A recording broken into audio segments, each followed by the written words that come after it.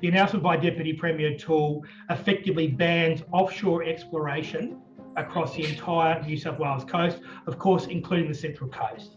So what this does, David, it doesn't just shut down PEP 11, but it also says to any other prospective mining company or exploration company, don't bother coming to New South Wales because it will never be approved. Sand mining is excluded from this, and we know up and down the New South Wales coastline, and not just on the Central Coast, there are areas of erosion.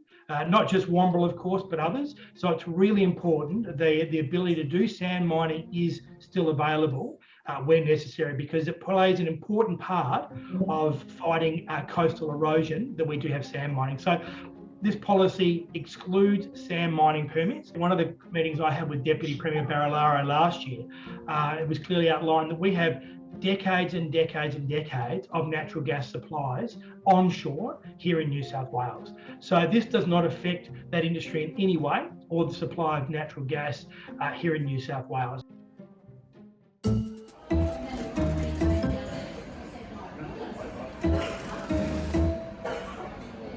People tend to think this thing has its own feelings. They say thank you and goodbye to it as well, which we find interesting. We just love new technology at our company. So we've got 3 robots here on the Central Coast, and we're testing, and lovely Baker Street here, and Chef Daniel is allowing us to do that.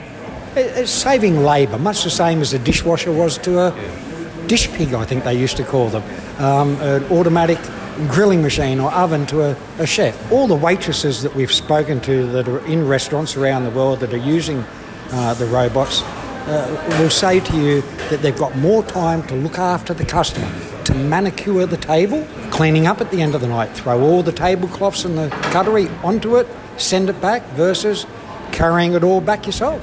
They're already using it in hospitals and some hotels where because of COVID, they didn't want any human interaction, so that's worked well.